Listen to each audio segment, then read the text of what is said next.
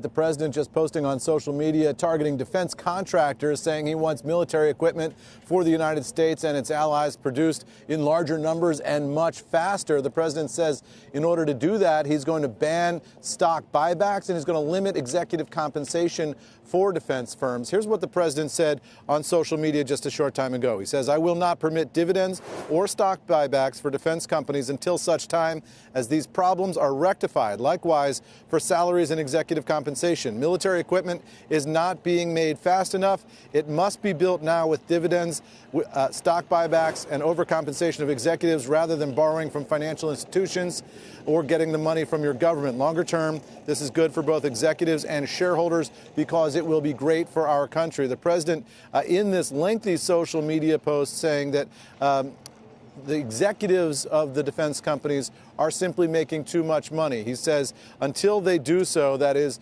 build the military equipment faster, no executive should be allowed to make in excess of $5 million, which, as high as it sounds, is a mere fraction of what they're making now. So a really pointed social media post here aimed at the defense sector. You heard the president complain about this as recently as the past 48 hours, in which he's talked about some of the military equipment used in the operation in Venezuela and complaining that the U.S. defense sector takes years in some cases to build particular aircraft and other items that were used in that raid on Friday night. He wants that whole timetable sped up dramatically, and he says he's going to limit the ability of those executives to get paid high salaries and the compensation and stock buybacks as well. So we'll watch for the particulars of this. Exactly how is the president going to enforce this?